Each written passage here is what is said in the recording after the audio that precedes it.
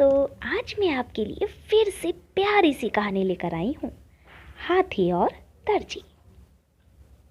एक जंगल में एक हाथी रहता था और एक शहर में एक दर्जी की दुकान थी। हाथी के पैर में घुंघरू बंधे हुए थे।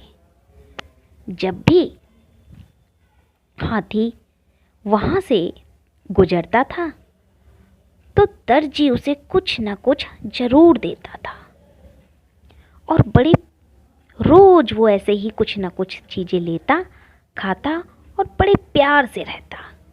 हाथी और दर्जी बहुत अच्छे दोस्त हो गए थे। एक बार एक दर्जी को अचानक अपने किसी दोस्त के यहाँ जाना पड़ा, तो वो अपनी दुकान पर अपने बेटे को दुकान पर बैठा दिया, लेकिन वो ये बताना अपने बेटे को भूल गया कि यहाँ से एक हाथी आता है और इसे कुछ न कुछ मैं ज़रूर देता हूँ और तुम भी उसे कुछ न कुछ देना। वो ये चीज़ें बतानी भूल जाता है और वो चला जाता है। जैसे ही उस रास्ते से गुजरता है तो अपनी सूंड उस दुकान पे बढ़ाता है। जैसे ही सूंड बढ़ाता है, दर्जी का बेटा नहीं समझ पाता। वो यही नहीं समझ पाता ये सूंड क्यों बढ़ा रहा है, और वो दर्जी का बेटे को कुछ समझ में नहीं आता और वो सुई चुभो देता है। सुई इतनी तेज चुभती है कि हाथी बहुत चीखता चिल्लाता दहाड़े मारता हुआ गुस्से से पागल हो जाता है और वो वहाँ से चला जाता है।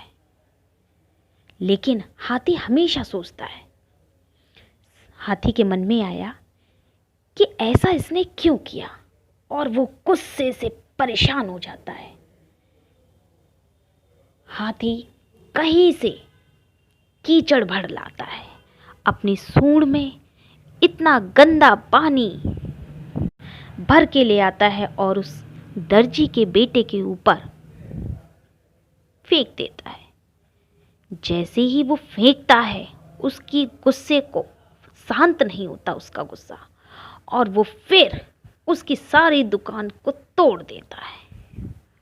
तभी दर्जी का बेटा परेशान हो जाता है और ये कहता है कि ये पागल हाथी है। अगले दिन जैसे ही दर्जी आता है, वो अपनी दुकान का इतनी बुरी दुकान को देखकर बहुत परेशान हो जाता है और ये कहता है मेरी इतनी अच्छी दुकान को ये किसने बुरा कर दिया, किसने मेरी दुकान तोड़ दी।